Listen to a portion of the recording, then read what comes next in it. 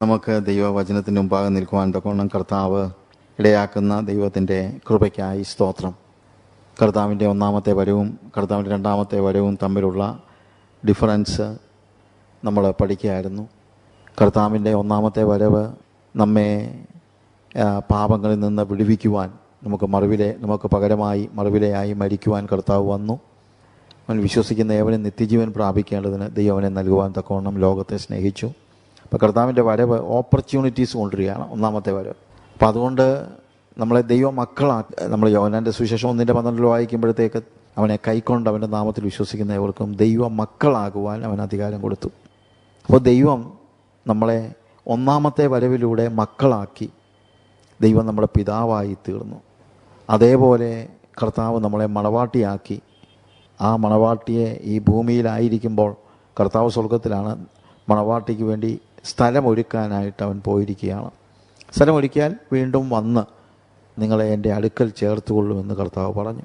അപ്പോൾ അതിനുവേണ്ടിയാണ് നമ്മൾ രണ്ടാമത് കാത്തിരിക്കുന്നത്. ഒന്നാമത്തെ വരവ് ഓപ്പർച്യൂണിറ്റീസ്, അവസരങ്ങളെ ഒത്തിരി തന്നു. രണ്ടാമത്തെ വരവ് എന്ന് പറയുന്നത് ഇനി ഓപ്പർച്യൂണിറ്റീസ് അല്ല, ഡെസ്റ്റിനേഷനാണ്. ഒന്നാമത്തെ വരവിൽ നമുക്ക് ലഭിച്ച ഓപ്പർച്യൂണിറ്റീസ് അനുസരിച്ച് വന്നവർക്ക് അവരെ എത്തേണ്ടിടത്ത് എത്തിക്കുകയാണ്. നമുക്ക് വേണ്ടി ദൈവം ഒരുക്കിയിരിക്കുന്ന സ്ഥലത്തേക്ക് അവനെ ഇനിയിപ്പോൾ വരികയാണ്. കാന്തൻ്റെ കല്യാണം വന്നിരിക്കുന്നു. കാന്തയ്ക്ക് കല്യാണം, ലോകത്തിന് ന്യായവിധി. ഇനി ഓപ്പർച്യൂണിറ്റീസ് ഇല്ല. അതാണ് നമ്മൾ കഴിഞ്ഞ ക്ലാസ്സിൽ കണ്ടത്. ഈ കർത്താവിൻ്റെ ഒന്നാമത്തെ വരവ് it is the foundation of our faith എന്ന് നമ്മൾ പറഞ്ഞു. നമ്മുടെ വിശ്വാസത്തിൻ്റെ അടിസ്ഥാനം ഒന്നാമത്തെ വരവാണ്. ആ ഒന്നാമത്തെ വരവിൽ കർത്താവ് എന്തൊക്കെ ചെയ്തോ, നമുക്ക് പകരമായി അവൻ മരിച്ചു, അടക്കപ്പെട്ടു, ഉയർത്തെഴുന്നേറ്റു, സ്വർഗത്തിലേക്ക് കരേറിപ്പോയി. അതെല്ലാം നമുക്ക് അവസരങ്ങളെ തരികയായിരുന്നു. എന്നാൽ കർത്താവിലെ രണ്ടാമത്തെ വരവ്, ഒന്നാമത്തെ വരവ് നമ്മുടെ വിശ്വാസത്തിൻ്റെ അടിസ്ഥാനമാണെന്ന് ഞാൻ പറഞ്ഞു. അതായത് ആ ഒന്നാമത്തെ വരവിലുള്ള വിശ്വാസമാണ്, അതാണ് നമ്മുടെ വിശ്വാസം. അതിൽ നിന്നാണ് നമ്മൾ ദൈവ മക്കളായി തീരുന്നത്, ദൈവം നമ്മുടെ പിതാവായി തീരുന്നത്, മണവാട്ടിയായി തീരുന്നത്. ഇതെല്ലാം ഈ വിശ്വാസത്തിൻ്റെ അടിസ്ഥാനം എന്ന് പറയുന്നത് അവിടുത്തെ ഒന്നാമത്തെ വരവാണ്. എന്നാൽ രണ്ടാമത്തെ വരവ് എന്ന് പറയുന്നത് നമ്മുടെ പ്രത്യാശയുടെ അടിസ്ഥാനമാണ്. അത് നമ്മൾ കഴിഞ്ഞ ക്ലാസ്സിൽ കണ്ടു. പ്രത്യാശ എന്താണ്? പ്രത്യാശ അവിടുന്ന് രണ്ടാമത് വരുമ്പോൾ നമ്മളെ ചേർക്കുവാനായിട്ടാണ് അവിടുന്ന് വരുന്നത്. പിന്നീട് നമ്മൾ യുഗായുഗങ്ങൾ അവനോട് കൂടെ നമ്മൾ ആയിരിക്കും എന്നുള്ളത് നമുക്ക് മനസ്സിലാക്കാൻ കഴിയുന്നു. അപ്പം ഒന്നാമത്തെ വരവ് നമ്മളുടെ വിശ്വാസത്തിൻ്റെ അടിസ്ഥാനമാണെങ്കിൽ രണ്ടാമത്തെ വരവ് നമ്മുടെ പ്രത്യാശയുടെ അടിസ്ഥാനം. ഈ ഒരു പ്രത്യാശയേ ഉള്ളൂ നമുക്ക്, വേറെ ഒന്നുമില്ല, വേറെ ഒന്നും ആവശ്യമില്ല. കാരണം നമുക്ക് വേണ്ടതെല്ലാം, നിത്യമായി നമുക്ക് വേണ്ടതെല്ലാം അവൻ്റെ രണ്ടാമത്തെ വരവിൽ ഒരുക്കിയിട്ടുണ്ട്. അത് ഡെസ്റ്റിനേഷനാണ്, നമ്മളെ അവൻ കൊണ്ടുപോവുകയാണ്. ഇനി നമ്മൾ ഈ ക്ലാസ്സിൽ ഇപ്പോൾ പഠിക്കാൻ ഉദ്ദേശിക്കുന്നത് ഈ കർത്താവിൻ്റെ രണ്ടാമത്തെ വരവ് എല്ലാവർക്കും ഒരുപോലെയല്ല എന്നുള്ളതാണ്. കർത്താവിൻ്റെ രണ്ടാമത്തെ വരവ് എല്ലാവർക്കും ഒരുപോലെയല്ല എന്ന് വെച്ച് കഴിഞ്ഞാൽ അവൻ വരുന്നത് ഒരു പ്രാവശ്യമേ വരത്തുള്ളൂ, ഒറ്റ പ്രാവശ്യമായിട്ട് വരുന്നത്. അതല്ല ഞാൻ ഉദ്ദേശിക്കുന്നത്. വരുന്നതിൻ്റെ ഗുണവും ദോഷവും ഒക്കെ ആലോചിക്കുമ്പോൾ എല്ലാവർക്കും ഒരുപോലെയല്ല. കർത്താവ് വരാൻ പോകുന്നു, കർത്താവ് വരുന്നു എന്ന് പറഞ്ഞ് നമ്മൾ കാര്യങ്ങൾ പറയുമ്പോൾ ആ വരവിൽ നമ്മൾ അവൻ്റെ വരവെങ്കിൽ എടുക്കപ്പെടുമോ എന്നുള്ള ഒരു ചോദ്യം തീർച്ചയായിട്ടും ഉണ്ട്. അതിൽ ആ വരവിനെ എതിരേൽക്കാൻ നമ്മൾ ഒരുങ്ങിയിട്ടുണ്ടോ? ആമോസിൻ്റെ പ്രവചനം നമ്മൾ വായിക്കുമ്പോൾ നമ്മൾ ചിലപ്പോൾ ഉദ്ദേശിക്കുന്നതിൽ നിന്ന് ഡിഫറൻ്റായിട്ട് ആമോസിൻ്റെ പ്രവചനം അതിൻ്റെ 4-ാം അധ്യായം അതിൻ്റെ 12-ാമത്തെ വാക്യത്തിൽ നമ്മൾ കാണുന്നത്, അതുകൊണ്ട് ഇസ്രായേലെ ഞാൻ ഇങ്ങനെ നിന്നോട് ചെയ്യും, ഇസ്രായേലെ ഞാൻ ഇത് നിന്നോട് ചെയ്യുവാൻ പോകുന്നത് കൊണ്ട് നിൻ്റെ ദൈവത്തെ എതിരേൽപ്പാൻ ഒരുങ്ങിക്കൊള്ളുക. നിൻ്റെ ദൈവത്തെ എതിരേൽപ്പാൻ ഒരുങ്ങിക്കൊള്ളുക. അപ്പോൾ നിൻ്റെ ദൈവത്തെ എതിരേൽപ്പാൻ ഒരുങ്ങിക്കൊള്ളുക എന്നുള്ളത് നമ്മൾ വളരെ ലൈറ്റായിട്ട് ചിലപ്പോൾ പറയും, അതെ നമ്മുടെ കർത്താവ് വരുന്നു, നമ്മൾ ഒരുങ്ങണം. പക്ഷെ വേറെ കാര്യമുണ്ട്, ഇത് ന്യായവിധിയെക്കുറിച്ചാണ് പറയുന്നത്. നിൻ്റെ ദൈവത്തെ എതിരേൽപ്പാൻ ഒരുങ്ങിക്കൊള്ളുക എന്ന് പറയുന്നത് നീ ഉദ്ദേശിക്കുന്നത് പോലെ കർത്താവിൻ്റെ വരവ് എന്ന് പറയുന്നത് നിനക്ക് എപ്പോഴും നല്ലതായിരിക്കണമെന്ന് നിർബന്ധമില്ല എന്നുള്ളതാണ് ഇവിടെ പറയുന്നത് ഈ ഒരു വേദഭാഗത്ത്. പക്ഷേ കർത്താവിൻ്റെ വരവിന് വേണ്ടി ഒരുങ്ങിയിരിക്കുന്ന വിശുദ്ധന്മാർക്ക് അങ്ങനെയല്ല. ഇവിടെ ന്യായവിധിയുടെ കാര്യമാണ്. 1 മുതൽ 12 വരെയുള്ള വാക്യങ്ങൾ വായിക്കുമ്പോൾ അവിടെ എല്ലാം കർത്താവ് പറയുന്നത് നീതികെട്ടവരോടുള്ള സന്ദേശമായിട്ടാണ് ഇത് പറയുന്നത്.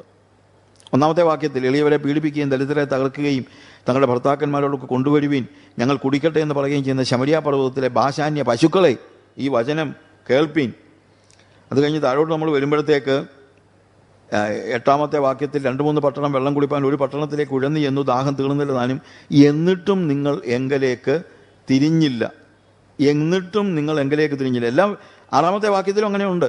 നിങ്ങളുടെ എല്ലാ പട്ടണങ്ങളിലും ഞാൻ നിങ്ങൾക്ക് പല്ലിൻ്റെ വെടുപ്പും എല്ലായിടത്തും അപ്പത്തിൻ്റെ കുറവും വരുത്തിയിട്ടും എന്നിട്ടും നിങ്ങൾ എങ്കലേക്ക് തിരിഞ്ഞില്ല. അതവിടെ കാണുന്നത്. എന്നിട്ടും നിങ്ങൾ എങ്കലേക്ക് തിരിഞ്ഞില്ല, ഇല്ലേ?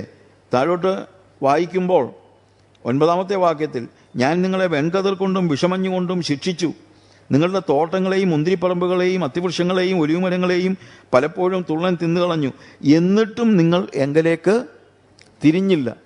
അപ്പം ഞാൻ ആലോചിച്ചു, ഈ ഒരു പരിധിവരെ ശിക്ഷ എന്ന് നമ്മൾ വേണമെങ്കിൽ പുതിയ നിയമം വെച്ച് നോക്കുമ്പോൾ വേണമെങ്കിൽ പറയാം. പക്ഷേ ശിക്ഷണങ്ങൾ, കാര്യം ഇവരൊക്കെ ദൈവമക്കളാണ്, അഥവാ ഇസ്രായേൽ മക്കളാണ്. ഈ ഇസ്രായേൽ മക്കളായ ആളുകൾ കർത്താവിങ്കിലേക്ക് തിരിയാൻ വേണ്ടി ആ ദൈവം ഈ വിഷമഞ്ഞ് അയച്ചതും അല്ലെങ്കിൽ തുള്ളൻ തിന്നതും എല്ലാം, എന്നിട്ടും നിങ്ങൾ എങ്കിലേക്ക് തിരിഞ്ഞില്ല.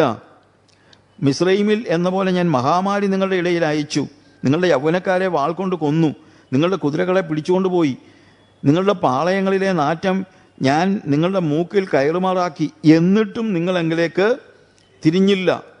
നോക്കുക 11, ദൈവം സോദോമിനെയും ഗൊമോറയെയും ഉന്മൂലനാശം ചെയ്തതുപോലെ ഞാൻ നിങ്ങളുടെ ഇടയിൽ ഒരു ഉന്മൂലനാശം വരുത്തി, നിങ്ങൾ കത്തുന്ന തീയിൽ നിന്നും വലിച്ചെടുക്കപ്പെട്ട ഒരു കൊള്ളി പോലെ ആയിരുന്നു, എന്നിട്ടും നിങ്ങൾ എങ്കിലേക്ക് തിരിഞ്ഞില്ല. അതുകൊണ്ട് ഇസ്രായേലേ ഞാനിങ്ങനെ നിന്നോട് ചെയ്യും, ഇസ്രായേലേ ഞാനിത് നിന്നോട് ചെയ്യുവാൻ പോകുന്നത് കൊണ്ട് നിന്റെ ദൈവത്തെ എതിരേൽപ്പാൻ ഒരുങ്ങിക്കൊള്ളുക. ന്യായവിധിയാണ് ഇവിടെ പറയുന്നത്. അതായത് കർത്താവിൻ്റെ 2-ാമത്തെ വരവ് എല്ലാവർക്കും ഒരുപോലെ നന്മയിലേക്ക് അവരെ നയിക്കുമെന്ന് നമുക്ക് വിശ്വസിക്കാൻ പറ്റുകയില്ല. ദൈവത്തെ മറുതലിച്ച്, അത് ദൈവജനം എന്ന് നമ്മൾ പറയുന്ന ഇസ്രായേൽ മക്കളിൽ തന്നെ ദൈവത്തോട് മറുതലിച്ച് നിന്ന ജനങ്ങൾ, ദൈവം അവരെ ശിക്ഷണത്തിലൂടെ കടത്തിവിട്ടെങ്കിലും ആ ശിക്ഷണം ഏറ്റെടുക്കാതെ ദൈവത്തിങ്കിൽ നിന്നും മാറിപ്പോയ, ദൈവത്തിങ്കിലേക്ക് തിരിയാതെ നിന്ന ജനങ്ങളോട് കർത്താവ് പറയാണ്, നിന്റെ ദൈവത്തെ എതിരേൽപ്പാൻ ഒരുങ്ങിക്കൊള്ളുക എന്ന് പറയാണ്. നിന്റെ ദൈവത്തെ എതിരേൽപ്പാൻ ഒരുങ്ങിക്കൊള്ളുക. അപ്പോൾ കർത്താവിൻ്റെ 2-ാമത്തെ വരവിങ്കൽ ശിക്ഷണമുണ്ട്. അതിനു മുമ്പ് തന്നെ ശിക്ഷണമുണ്ട്. അത് അനുസരിക്കാതെ ദൈവത്തോട് മറുതലിക്കുന്നവരായ ആളുകൾക്ക് ശിക്ഷാവിധിയാണ് 2-ാമത്തെ വരവ്, ഇല്ലേ? ശിക്ഷാവിധിയാണ്. ഞാനിത് നിന്നോട് ചെയ്യുവാൻ പോകുന്നത് കൊണ്ട് നിന്റെ ദൈവത്തെ എതിരേൽപ്പാൻ ഒരുങ്ങിക്കൊള്ളുക എന്ന് പറയുന്നതായ ഒരു അവസ്ഥ. അപ്പോൾ ന്യായവിധി കർത്താവിൻ്റെ 2-ാമത്തെ വരവിലെ ഒരു പ്രധാനപ്പെട്ട കാര്യമാണ്. അവങ്കലേക്ക് തിരിയാത്തവരായ ആളുകൾ, അത് വിജാതീയരാണെങ്കിലും ദൈവമക്കളെന്ന് കരുതുന്നവരാണെങ്കിലും ദൈവത്തിൻ്റെ ഇടപെടലുകൾക്ക് വിരോധമായി നിലകൊള്ളുന്ന ജനങ്ങളോട് കർത്താവ് പറയാണ്, നിന്റെ ദൈവത്തെ എതിരേൽപ്പാൻ നീ ഒരുങ്ങിക്കൊള്ളുക, ഞാൻ നിന്നെ ശിക്ഷിക്കാതെ വിടുകയില്ല എന്ന് പറയുന്ന ഒരവസ്ഥ. എന്നാൽ എല്ലാവർക്കും അങ്ങനെയല്ല. അതുകൊണ്ടാണ് ഞാൻ പറഞ്ഞത് കർത്താവിൻ്റെ 2-ാം വരവ് എല്ലാവർക്കും ഒരുപോലെ അല്ല. നമ്മൾ മലാഖിയുടെ പ്രവചനം വായിക്കുമ്പോൾ അവിടെ നമ്മൾ 2 അഗ്നിയെക്കുറിച്ച് കാണുന്നുണ്ട്. 2 അഗ്നിയെക്കുറിച്ച് മലാഖിയുടെ പ്രവചനം അതിൻ്റെ 3-ാം അധ്യായത്തിൻ്റെ 1 മുതലുള്ള വാക്യങ്ങൾ വായിക്കുമ്പോൾ, എനിക്ക് മുമ്പായി വഴി നിരത്തേണ്ടതിന് ഞാൻ എൻ്റെ ദൂതനെ അയക്കുന്നു, നിങ്ങൾ അന്വേഷിക്കുന്ന കർത്താവും നിങ്ങൾ ഇഷ്ടപ്പെടുന്ന നിയമദൂതനുമായവൻ പെട്ടെന്ന് തൻ്റെ മന്ദിരത്തിലേക്ക് വരും, ഇതാ അവൻ വരുന്നു എന്ന് സൈന്യങ്ങളുടെ യഹോവ അരുളി ചെയ്യുന്നു. എന്നാൽ അവൻ വരുന്ന ദിവസത്തെ ആർക്ക് സഹിക്കാം? അവൻ പ്രത്യക്ഷനാകുമ്പോൾ ആറ് നിലനിൽക്കും. അവൻ ഊതിക്കഴിക്കുന്നവൻ്റെ തീ പോലെയും അലക്കുന്നവരുടെ ചാരവെള്ളം പോലെയും ഇരിക്കും.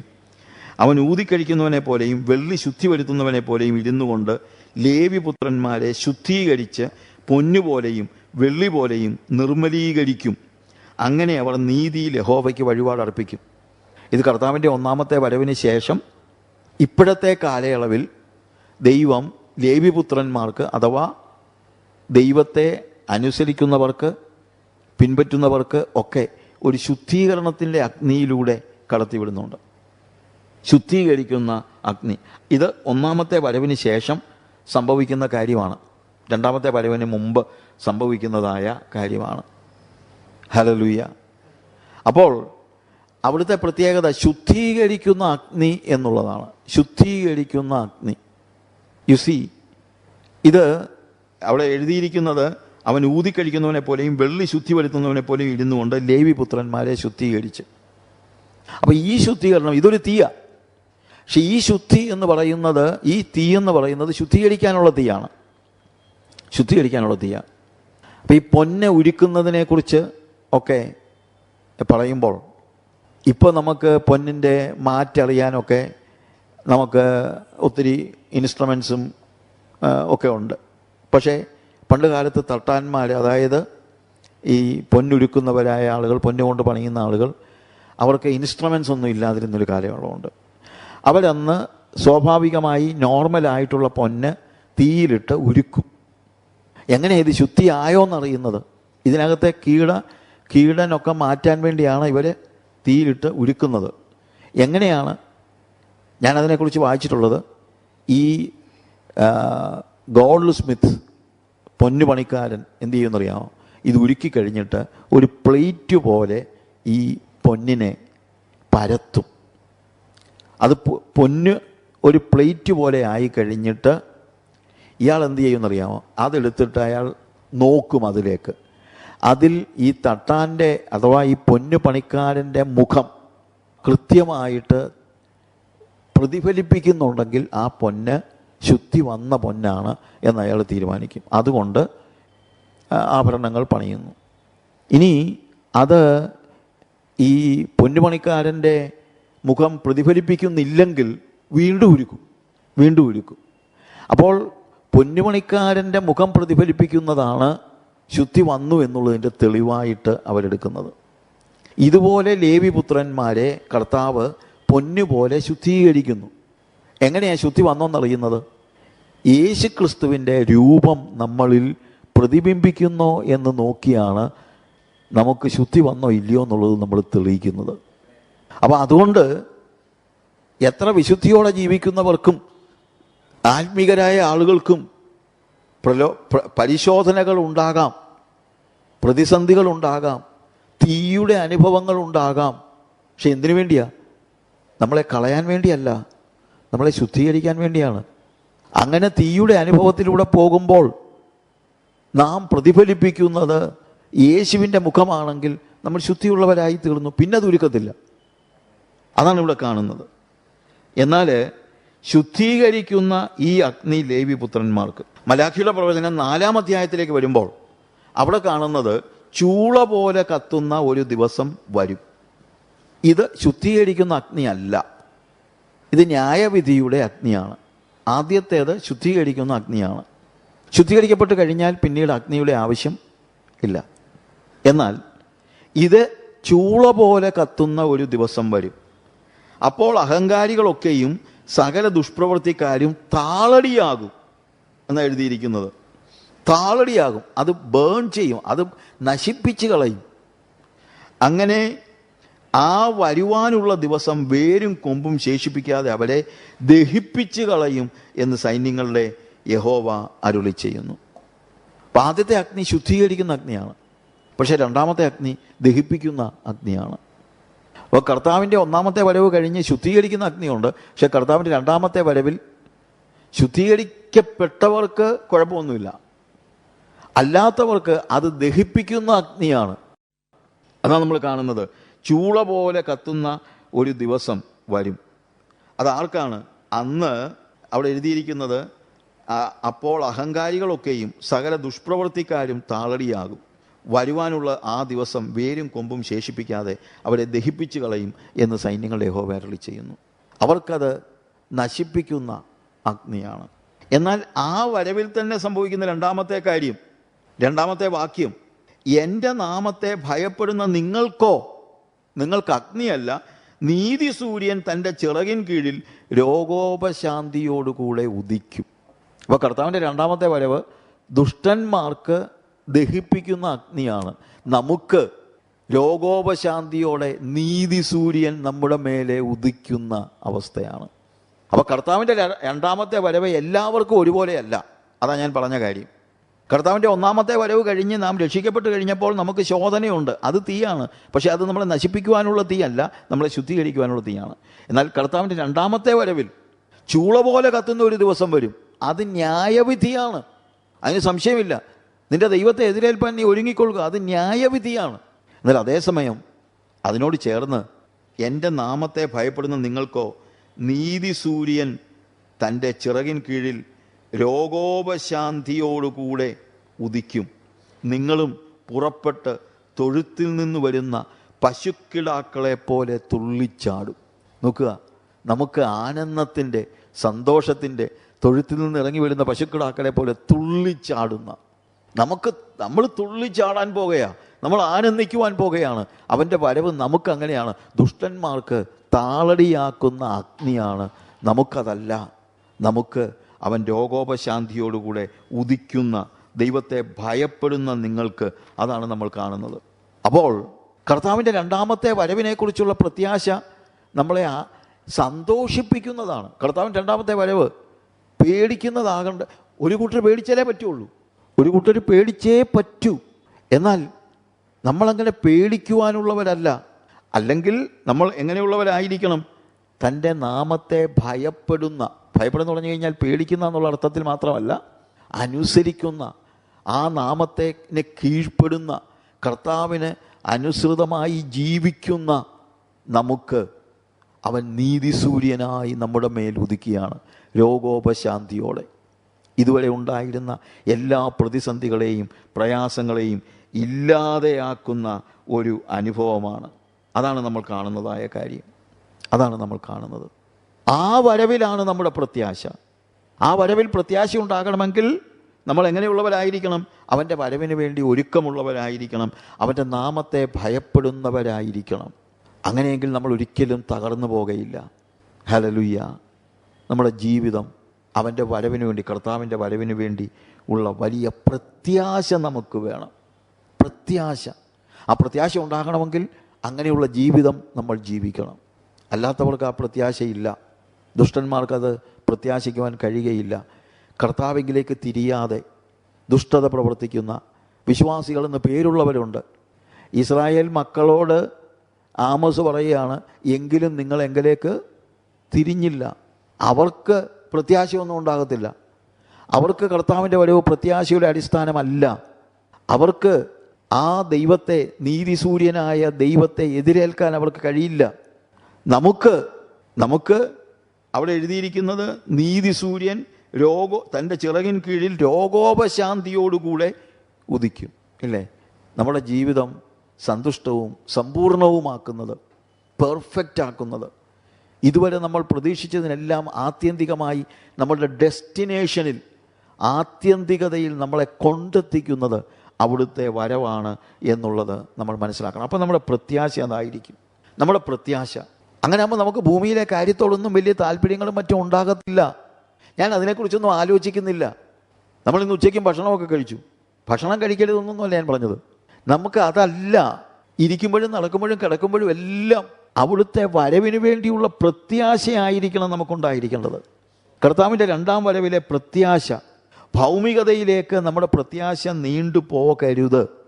ഭൂമിയിലെ കാര്യങ്ങളിലേക്ക് നീണ്ടുപോകരുത്. കർത്താവിൻ്റെ രണ്ടാമത്തെ വരവിലായിരിക്കണം നമ്മുടെ പ്രത്യാശ എന്നുള്ളത് നമ്മൾ മനസ്സിലാക്കണം. 1 കൊരിന്ത്യരുടെ ലേഖനം നമ്മൾ വായിക്കുമ്പോൾ അതിൻ്റെ 15-ാം അധ്യായത്തിൽ, 1 കൊരിന്ത്യർ 15-ാം അധ്യായത്തിൽ അതിൻ്റെ 19-ാമത്തെ വാക്യത്തിൽ ഞാൻ പലപ്പോഴും പറയുന്ന ഒരു കാര്യമാണ്, നാം ഈ ആയുസ്സിൽ മാത്രം ക്രിസ്തുവിൽ പ്രത്യാശ വച്ചിരിക്കുന്നു എങ്കിൽ സകല മനുഷ്യരിലും അരിഷ്ടന്മാരത്രേ. നമ്മുടെ ഒരു പ്രശ്നമാണെന്നറിയാമോ? ഇന്ന് വന്ന് യേശുവെ എന്നൊക്കെ വിളിക്കുന്നുമൊക്കെ ഉണ്ട് നമ്മൾ. പക്ഷേ യേശുവിനെ വിളിക്കുന്നത് പോലും ഈ ആയുസ്സിലെ കാര്യങ്ങൾക്ക് വേണ്ടിയാണ്. അതാ ഒരു വലിയ വിഷയം. പ്രസംഗിക്കുന്നവരും ഭൗമികതയിലേക്ക് നമ്മുടെ പ്രത്യാശയെ നീട്ടുകയാണ്. ഭൂമിയിലെ കാര്യങ്ങൾ, അതിനെക്കുറിച്ചാണ് പ്രസംഗം മുഴുവൻ. നിത്യതയെക്കുറിച്ചുള്ള പ്രസംഗങ്ങളില്ല. നിത്യതയെക്കുറിച്ചുള്ള പാട്ടുകൾ തന്നെ ചുരുക്കമാണ്. പഴയ പാട്ടുകളെല്ലാം നിത്യതയെക്കുറിച്ചുള്ള പാട്ടുകളായിരുന്നെന്നാണ് നമുക്ക് മനസ്സിലാക്കാൻ കഴിയുന്നത്. പണ്ട് കാലത്തെ പാട്ടുകൾ, നിത്യതയെക്കുറിച്ചുള്ള പാട്ടുകൾ.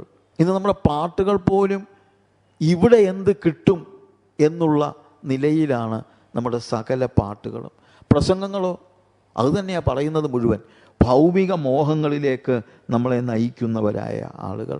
അതിനും അവർ വിളിക്കുന്നത് യേശുവിനെയാണ്. അതുകൊണ്ടെന്താ ഈ പ്രോസ്പെരിറ്റി പ്രീച്ചേഴ്സ് എല്ലാം പറയുന്നത്, നീ യേശുവേ എന്നൊന്ന് വിളിച്ചാൽ മതി, നിനക്ക് സമ്പത്ത് വരും, നിനക്ക് കാറ് വരും, നിനക്ക് വീട് വരും. ഇവരുടെ മനസ്സിൽ ഇതല്ലാതെ വേറെ ഒന്നും ഇല്ലാത്തൊരവസ്ഥ. അവരും യേശുവേ എന്നാണ് വിളിക്കുന്നത്. പക്ഷേ അവർ ഈ ആയുസ്സിൽ മാത്രം ക്രിസ്തുവിൽ പ്രത്യാശ വയ്ക്കുന്നവരാണ്. സ്വർഗത്തെക്കുറിച്ചും മറ്റും ആലോചിക്കുന്നില്ല, അതിനെക്കുറിച്ച് ചിന്തിക്കുന്നില്ല. ചോദിച്ചാൽ സ്വർഗമൊക്കെ ഉണ്ട്, പക്ഷെ അവരുടെ പ്രത്യാശ മുഴുവൻ ഈ ഭൂമിയിലാണ്. ഈ ആയുസ്സിൽ മാത്രം പ്രത്യാശ വയ്ക്കുന്നവർ സ്വർഗീയമായ കാര്യങ്ങളെക്കുറിച്ച്, കർത്താവിൻ്റെ രണ്ടാമത്തെ വരവിനെക്കുറിച്ചൊന്നും അവർ കാര്യമായിട്ട് ചിന്തിക്കുന്നില്ല. യേശു ക്രിസ്തുവിൻ്റെ കാലയളവിൽ ഉണ്ടായിരുന്ന യഹൂദന്മാരിലെ അവരുടെ മതപരമായ കാര്യങ്ങളിൽ ഇൻവോൾവ് ചെയ്തിരുന്ന പല ആളുകളുണ്ട്. അതിലൊരു ഗ്രൂപ്പായിരുന്നു പരീശന്മാർ. ഓൾമോസ്റ്റ് അവർ നല്ല ആൾക്കാരായിരുന്നു. മതം അവരുടെ തലയ്ക്ക് പിടിച്ച് മതപരമായ എല്ലാ കാര്യങ്ങളും ചെയ്യുന്നവർ. ഞാൻ പരീശൻ തന്നെ പറയുന്നത് എന്താണ്, ഞാൻ ആഴ്ചയിൽ 2 വട്ടം ഉപവസിക്കുന്നു, നേടുന്നതിലൊക്കെയും പ്രദാനം കൊടുക്കുന്നു എന്നിങ്ങനെ പ്രാർത്ഥിച്ചു. അപ്പോൾ അതൊക്കെ ചെയ്യുന്നവരാണ്. ആഴ്ചയിൽ 2 വട്ടം ഉപവസിച്ച് പ്രാർത്ഥിക്കുന്നവരാണ്. നേടുന്നതിലെല്ലാം ദശാംശം കൊടുക്കുന്നവരാണ്. എല്ലാം ഉണ്ട്. പക്ഷേ ഇതൊക്കെ പറഞ്ഞുകൊണ്ട് നടക്കുകയും ചെയ്യും. അത് പരീശ ക്രിസ്ത്യാനികൾ. ഇത് പറഞ്ഞുകൊണ്ട് നടക്കേണ്ട കാര്യമൊന്നുമില്ല. ആഴ്ചയിൽ 2 വട്ടം ഉപവസിക്കുകയാണെങ്കിൽ നിങ്ങൾ ഉപവസിക്കുമ്പോൾ അത് കാണിക്കാനായിട്ട് നിങ്ങളുടെ മുഖം വാടി പോലും ഇരിക്കരുത്. നിങ്ങൾ കുളിച്ച് നല്ല എണ്ണയൊക്കെ പറഞ്ഞിട്ട് ഇരിക്കണമെന്നാണ് കർത്താവ് പറഞ്ഞേക്കുന്നത്. അതായത് ഞാനൊരു പ്രാർത്ഥനക്കാരിയാണ് എന്നൊന്നും ആരെയും കാണിക്കേണ്ട കാര്യമില്ല. അപ്പോൾ പരീശന്മാർക്ക് അങ്ങനെ ഒരു പ്രശ്നമുണ്ട്.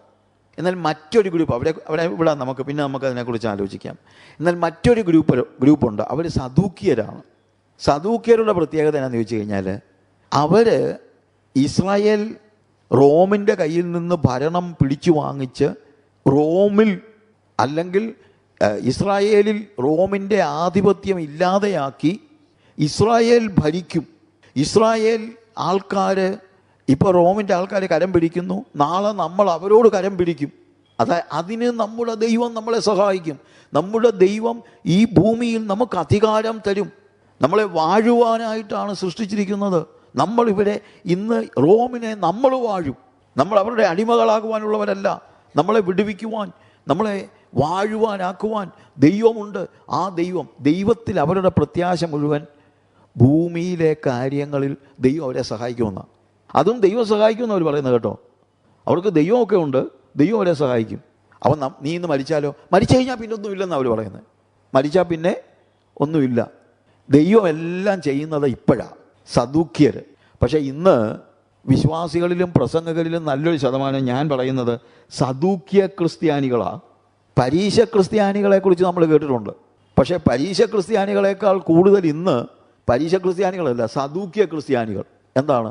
എല്ലാം ഈ ഭൂമിയിൽ, ദൈവം ഇവിടെ, ഇപ്പോൾ, ഇന്ന്. ഇതാ പറയുന്നത്.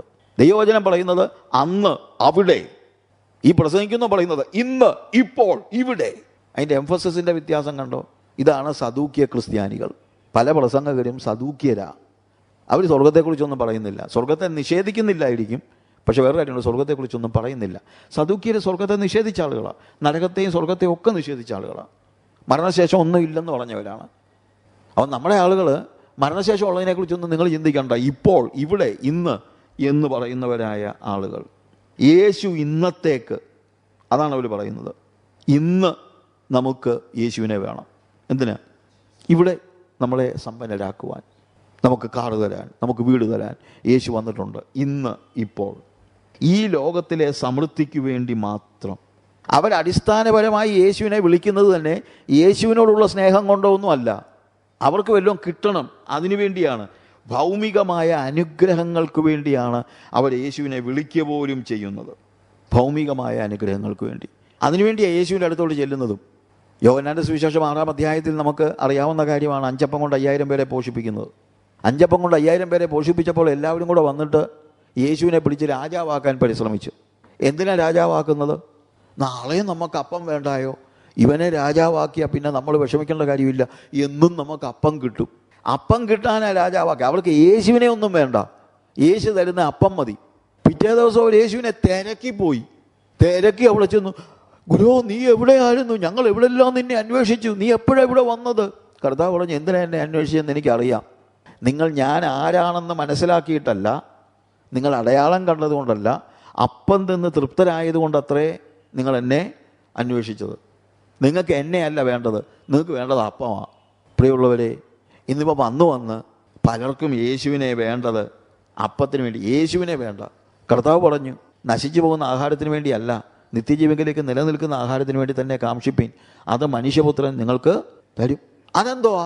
ഞാൻ പെട്ടെന്നങ്ങ് പറയുക. കർത്താവ് പറഞ്ഞു, ഇന്നലെ നിങ്ങൾ തിന്ന അപ്പം നശിച്ചു പോകുന്ന ആഹാരമാണ്. ഇന്നലെ മൂക്കറ്റം തിന്നല്ലോ, നമ്മുടെ ഭാഷയിൽ പറഞ്ഞു കഴിഞ്ഞാൽ തൊണ്ടയ്ക്ക് മോളി വരെ നിന്നു, പിന്നെ അങ്ങോട്ട് ഇറങ്ങാത്തത് കൊണ്ട് ആണ് മിച്ചം വന്നത്. അത് 12 കൊട്ട നിറച്ചെടുത്തു, ഇല്ലേ? അത്രയും നിറഞ്ഞതാ, മൂക്കറ്റം കഴിച്ചതാ. പക്ഷേ പിറ്റേ ദിവസം രാവിലെ ഒന്നുമില്ല.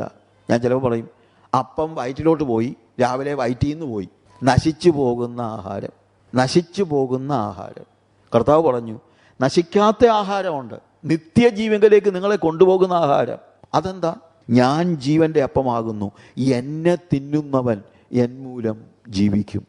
നിങ്ങൾക്ക് ഇതുവരെ എന്നെ വേണ്ട, ഞാൻ തരുന്ന അപ്പം മതി. എന്നെ വേണ്ട, ഞാൻ തരുന്ന അപ്പം മതി. അപ്പത്തിന് വേണ്ടിയാണ് വന്നത്. ഇന്നും നമ്മളെ പൊതുവെ വിശ്വാസികളുടെ കാര്യം പോലും ആലോചിച്ച് നോക്കി. എന്തിനാണ് ഇവർ പള്ളി വരുന്നത്? അല്ലെ പള്ളി വന്നത് എന്തുകൊണ്ടാണ്? അവർക്ക് എന്തെങ്കിലുമൊക്കെ ബ്ലെസ്സിങ്സ് കിട്ടിയത് കൊണ്ടാണ്, അനുഗ്രഹങ്ങൾ. ഒന്നുകിൽ അവർക്ക് വീടില്ലായിരുന്നു, വീട് കിട്ടി. ചിലപ്പോൾ ഞാൻ ആളുകൾ ചോദിക്കുന്നു, നിങ്ങൾ എന്താണ് യേശുവിൻ്റെ പിന്നാലെ പോകാൻ കാര്യം? ബ്രദറെ, ഞാൻ 20 വർഷം അസുഖമായി നടന്നതാ, ഒടുവിൽ യേശു എന്നെ സൗഖ്യമാക്കി. വെരി ഗുഡ്, അതുകൊണ്ടാണ് ഞാനിപ്പം പള്ളിയിൽ പോകുന്നത്. വേറൊരാൾ പറയും, ഞാൻ 15 വർഷം വാടക വീട്ടിൽ താമസിച്ചതാ, കർത്താവ് എനിക്കൊരു വീട് തന്നു, അതുകൊണ്ടാണ് ഞാൻ വരുന്നത്. അല്ലേ, കർത്താവ് എൻ്റെ കടം മാറ്റി. ഇതൊക്കെ അല്ലേ പ്രസംഗിക്കുന്നവർ പറയുന്നത്. നിനക്ക് കർത്താവ് വീട് തരും, കാറ് തരും, നിൻ്റെ കടം മാറ്റും. അതിനുവേണ്ടി യേശുവിൻ്റെ അടുത്തേക്ക് പോകുന്നവർ. അപ്പം യേശു പുറത്താണ്. അതാണ് ഇതിനകത്തെ പ്രശ്നം. നിങ്ങൾ യേശുവിൻ്റെ കയ്യിൽ നിന്ന് കർത്താവ് യേശു അപ്പം വാഴ്ത്തി കൊടുത്ത്, യേശു ഇങ്ങനെ കൊടുത്തു, യേശുവിൻ്റെ കയ്യിൽ നിന്ന് വാങ്ങിച്ചു. അപ്പം കയ്യിലാ, അപ്പം അകത്ത് ചെന്നു. പക്ഷെ യേശു പുറത്താ. അപ്പം അകത്ത് പോയി, ബ്ലെസ്സിങ്സ് എല്ലാം, അനുഗ്രഹങ്ങൾ അകത്ത് പോയി, പക്ഷേ യേശു പുറത്താ. കർത്താവ് പറഞ്ഞു, എന്നെ തിന്ന്, ഞാനകത്ത് വരട്ടെ. ഞാൻ വന്നാൽ വയറ്റിലോട്ടല്ല പോകുന്നത്, ഞാൻ നിൻ്റെ ഉള്ളിലേക്ക് വന്ന് അവിടെ വന്ന് നിന്നെ ഭരിക്കും, നിൻ്റെ രാജാവായിരിക്കും. ഇന്നലെ നിങ്ങൾ എന്നെ രാജാവാക്കാൻ നോക്കിയല്ലോ. യെസ്, ഞാൻ രാജാവാണ്. പക്ഷേ വെറുതെ അപ്പം തരാനുള്ള രാജാവല്ല, പ്രത്യുത നിന്നെ ഭരിക്കുന്ന രാജാവാണ്. അവർ പറഞ്ഞു, ഇത് കഠിന വാക്ക്, ഇത് ആർക്കനുസരിക്കാൻ പറ്റും? ഞാൻ പറയുന്നത് സാധാരണ അവർ പറഞ്ഞത് ഇതാണ്, we will come for the meeting if there is eating after the meeting. ഞങ്ങൾ യോഗത്തിന് വരാം, പ്രത്യേകിച്ചും യോഗത്തിന് ശേഷം ആഹാരം ഉണ്ടെങ്കിൽ ഞങ്ങൾ തീർച്ചയായിട്ടും വരാം. പക്ഷേ ഞങ്ങളുടെ ഉള്ളിൽ കയറി ഞങ്ങളെ ഭരിക്കും എന്നൊക്കെ പറഞ്ഞാൽ അതൊക്കെ ഇച്ചിരി പ്രയാസമാണ്. പക്ഷേ അതാണ് നിത്യജീവനിലേക്കുള്ള വഴി എന്ന് പറയുന്നത്, അവനെ ഭക്ഷിക്കുക. പക്ഷേ ഇന്ന് നമ്മൾ യേശുവിനെ പ്രസംഗിക്കുന്ന പോലുമില്ല, യേശു തരുന്നതിനെയാണ് പ്രസംഗിക്കുന്നത്. യേശു നിനക്കത് തരും, ഇത് തരും. നിത്യതയുടെ ദർശനമില്ലാതെ ജീവിക്കുന്നവരായ ആളുകൾ. നമുക്ക് നിത്യതയുടെ ദർശനത്തിൽ ജീവിക്കാൻ കഴിയുന്നുണ്ടോ? സ്വർഗം നമ്മുടെ മനസ്സിലുണ്ടോ? നിത്യതയുടെ ദർശനത്തിൽ ഇവിടെ ജീവിക്കുന്നുണ്ടോ? യേശു പഠിപ്പിച്ചത് ഇന്നത്തെ ഭൗമിക പ്രസംഗകർ പറയുന്നത് പോലുള്ള കാര്യങ്ങളാണോ യേശു പഠിപ്പിച്ചത്? യേശു അതുപോലെയുള്ള എന്തെങ്കിലും കാര്യങ്ങൾ ഓഫർ ചെയ്തിട്ടാണോ കർത്താവ് ആളുകളെ വിളിച്ചു കൂട്ടിയത്? കർത്താവിൻ്റെ പ്രസംഗത്തിലെല്ലാം, യേശു പ്രസംഗിച്ചതെല്ലാം നമ്മൾ കേൾക്കുന്നത്. ഇപ്പം മത്തായിയുടെ സുവിശേഷം 16-ാം അധ്യായത്തിൽ കർത്താവ് തന്നെ അനുഗമിക്കുന്ന ആളുകളോട് പറയുന്നതായ ഒരു കാര്യം, അതിൻ്റെ 24 മുതലുള്ള വാക്യങ്ങൾ വായിക്കുമ്പോൾ അവിടെ കാണുന്നത്, പിന്നെ യേശു ശിഷ്യന്മാരോട് പറഞ്ഞത്, ഒരുത്തൻ എൻ്റെ പിന്നാലെ വരുവാൻ ഇച്ഛിച്ചാൽ, നമ്മളാണെങ്കിൽ എന്ത് പറയും? നീ എൻ്റെ പിന്നാലെ വന്നാൽ ഞാൻ നിന്നെ വലിയവനാക്കും, ഞാൻ നിന്നെ അനുഗ്രഹിക്കും, ഞാൻ നിന്നെ ധനികനാക്കും, ഞാൻ നിന്നെ മാനിക്കും. ഇതൊക്കെയല്ലേ നമ്മൾ പറയുന്നത്. കർത്താവ് പറഞ്ഞതെന്നറിയാം, ഒരുവൻ എന്നെ അനുഗമിക്കാൻ ഇച്ഛിച്ചാൽ, ഒരുവൻ എൻ്റെ പിന്നാലെ വരുവാൻ ഇച്ഛിച്ചാൽ, അവൻ തന്നെത്താൻ ത്യജിച്ച് തൻ്റെ ക്രൂശ് എടുത്ത് എന്നെ അനുഗമിക്കട്ടെ. പ്രിയമുള്ളവരെ, ഇന്നത്തെ പോപ്പുലർ പ്രസംഗകരിൽ എത്ര പേര് ഈ വാക്യം വെച്ച് പ്രസംഗിക്കുന്നുണ്ട്? ക്രൂശ് പ്രസംഗിക്കുന്ന എത്ര പേരുണ്ട്? പ്രിയമുള്ളവരെ, കർത്താവ് നമ്മൾ ഇന്ന് പ്രതീക്ഷിക്കുന്നത് നമ്മുടെ ക്രൂശ്, നമ്മുടെ മരണം, നമ്മുടെ ഇല്ലായ്മ, അത് എടുത്ത് യേശുവിനെ അനുഗമിക്കുകയാണ് ആവശ്യം എന്ന് എത്ര പേര് പറയുന്നുണ്ട്? കർത്താവ് പറയുമ്പോൾ ആരെങ്കിലും തൻ്റെ ജീവനെ രക്ഷിപ്പാൻ ഇച്ഛിച്ചാൽ അവൻ അതിനെ കളയും, എൻ്റെ നിമിത്തം ആരെങ്കിലും തൻ്റെ ജീവനെ കളഞ്ഞാൽ അതിനെ കണ്ടെത്തും. എന്നിട്ട് കർത്താവ് ചോദിക്കുക, നിൻ്റെ മനസ്സ് മുഴുവൻ ഈ ഭൂമിയിലെ കാര്യങ്ങളാണല്ലോ. ഞാനൊരു ചോദ്യം ചോദിച്ചോട്ടെ, ഒരു മനുഷ്യൻ സർവ്വ ലോകവും നേടിയിട്ടും തൻ്റെ ജീവനെ നഷ്ടപ്പെടുത്തിയാൽ അവൻ എന്ത് പ്രയോജനം? അല്ല, തൻ്റെ ജീവനെ വീണ്ടുകൊള്ളുവാൻ മനുഷ്യൻ എന്ത് മറുവില കൊടുക്കും? നിനക്കിതെല്ലാം കിട്ടിയിട്ട്, ഈ ഭൗമിക നന്മകളെല്ലാം കിട്ടിയിട്ട് ഇതുകൊണ്ട് നിനക്ക് നിത്യജീവൻ കിട്ടുമോ? That is the question. നിനക്ക് നിത്യജീവൻ കിട്ടത്തില്ലെങ്കിൽ പിന്നെ ഇതിനകത്ത് എന്താ അർത്ഥം? യാതൊരു അർത്ഥവുമില്ല. അത് നമ്മൾ മനസ്സിലാക്കണം. നമുക്ക് ആവശ്യമുള്ളത് നിത്യജീവനാണ്. അത് നമുക്ക് ലഭിക്കണം. അതിനുവേണ്ടിയുള്ള അഭിവാഞ്ച ഉണ്ടാകണം, അതിനുവേണ്ടിയുള്ള പ്രസംഗങ്ങൾ ഉണ്ടാകണം. നിത്യതയുടെ ദർശനം നമുക്ക് ആവശ്യമുണ്ട്. നിത്യതയെക്കുറിച്ച് പ്രസംഗിക്കണം. ഓരോ സന്ദർഭങ്ങളിലും നമ്മൾ കാണുന്ന കാര്യം അതാണ്. യേശുവിനെ അനുഗമിക്കുന്ന ശിഷ്യന്മാർ അനുഗമിക്കുന്ന കാര്യം മത്തായിയുടെ സുവിശേഷം 4-ാം അധ്യായത്തിൽ നമ്മൾ കാണുന്നുണ്ട്. ആ അനുഗമിച്ച ആരോടെങ്കിലും കർത്താവ് നീ എൻ്റെ പിന്നാലെ വന്നാൽ ഞാൻ നിനക്ക് അത് തരാം ഇത് തരാമെന്ന് വല്ലതും പറയുന്നുണ്ടോ? 4-ാം അധ്യായത്തിൻ്റെ 17 മുതലുള്ള വാക്യങ്ങൾ വായിക്കുമ്പോൾ, അന്നു മുതൽ യേശു സ്വർഗരാജ്യം സമീപിച്ചിരിക്കാൻ മാനസാന്തരപ്പെടുവിനെന്ന് പ്രസംഗിച്ചു തുടങ്ങി. ഗലീല കടൽപ്പുറത്ത് നടക്കുമ്പോൾ പത്രോസ് എന്ന പേരുള്ള ശിമോൻ, അവൻ്റെ സഹോദരനായ അന്ത്രയാസ് എന്നിങ്ങനെ മീൻ പിടിക്കാരെ 2 സഹോദരന്മാർ കടലിൽ വല വീശുന്ന കണ്ടു. എൻ്റെ പിന്നാലെ വരുവീൻ, ഞാൻ നിങ്ങളെ മനുഷ്യരെ പിടിക്കുന്നവരാക്കും എന്നവരോട് പറഞ്ഞു. ഉടനെ അവർ വല വിട്ടേച്ച് അവനെ അനുഗമിച്ചു. ഉള്ളത് കളഞ്ഞേച്ച അനുഗമിച്ചത്, വല വിട്ടേച്ച്. ഞാൻ പറഞ്ഞല്ലോ, കർത്താവ് പറഞ്ഞില്ല നീ വലയും കൊണ്ട് പോയി കഴിഞ്ഞാൽ നിനക്ക് എന്നാ കിട്ടുമോടാ? ദിവസം 1000 രൂപ കിട്ടുമായിരിക്കല്ലേ? ഞാൻ നിനക്ക് ദിവസം 5000 രൂപ തരും, എൻ്റെ പിന്നാലെ വാ എന്ന് വല്ലതും പറഞ്ഞോ? ഇല്ലല്ലോ. അങ്ങനെ ഒരു പ്രോമിസ് കർത്താവ് കൊടുക്കുന്നില്ലെന്നുള്ളതാണ് നമുക്ക് മനസ്സിലാക്കാൻ കഴിയുന്നത്.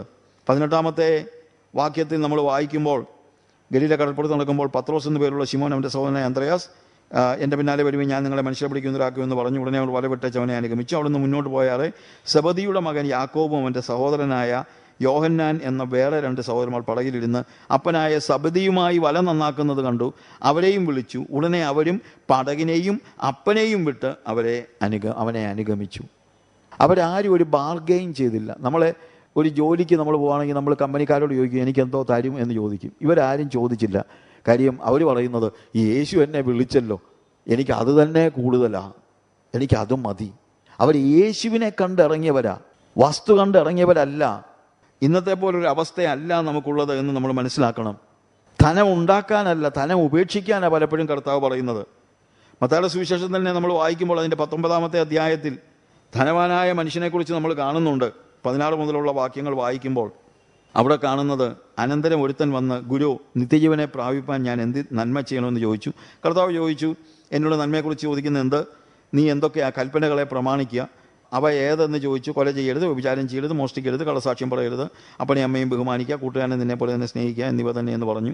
യൗവനക്കാരൻ അവനോട്, ഇവയൊക്കെയും ഞാൻ പ്രമാണിച്ചു പോരുന്നു, ഇനി കുറവുള്ളത് എന്ത് എന്ന് ചോദിച്ചു. യേശു അവനോട്, സൽഗുണപൂർണ്ണനാകുവാൻ ഇച്ഛിക്കുന്നുവെങ്കിൽ നീ എന്ന് നിനക്കുള്ളത് വിറ്റ് ദരിദ്രർക്ക് കൊടുക്കുക, എന്നാൽ സ്വർഗത്തിൽ നിനക്ക് നിക്ഷേപം ഉണ്ടാകും, പിന്നെ വന്ന് എന്നെ അനുഗമിക്കുക. ധനികനായ മനുഷ്യൻ വന്നു കഴിഞ്ഞപ്പോഴത്തേക്ക് അവൻ വളരെ നല്ല ചെറുക്കനാണ്. അവൻ പറഞ്ഞു, ഞാൻ ഈ കൽപ്പനയെല്ലാം അനുസരിക്കുന്നുള്ളൂ. ഇക്കാലത്ത് അങ്ങനെയുള്ള ആൾക്കാരെ കാണാൻ തന്നെ ബുദ്ധിമുട്ടാണ്. ഇനിയും ഞാൻ എന്നാ ചെയ്യേണ്ടത്? നീ സൽഗുണപൂർണ്ണനാകുവാൻ ഇച്ഛിക്കുന്നുവെങ്കിൽ, നിനക്ക് യഥാർത്ഥത്തിൽ എന്നെ പിൻപറ്റുവാൻ ആഗ്രഹിക്കുന്നുവെങ്കിൽ നീ ഒരു കാര്യം ചെയ്യുക, നിനക്കുള്ളത് വിറ്റ് ദരിദ്രർക്ക് കൊടുക്കുക, പിന്നെ വന്ന് എന്നെ അനുഗമിക്കുക. നിനക്കുള്ളത് വിറ്റ് ദരിദ്രർക്ക് കൊടുത്താൽ മാത്രം പോരാ. ചിലപ്പോൾ ആളുകൾ അങ്ങനെ ചിന്തിക്കാറുണ്ട്, ഉള്ള വസ്തു എഴുതി വിറ്റ് കഴിഞ്ഞാൽ അവൻ സ്വർഗത്തിൽ പോയിക്കോളുമെന്ന്. അങ്ങനല്ല. സ്വർഗത്തിൽ പോകണമെങ്കിൽ എന്നെ അനുഗമിക്കണം, അല്ലാതെ വേറെ ഒരു മാർഗവും ഇല്ല.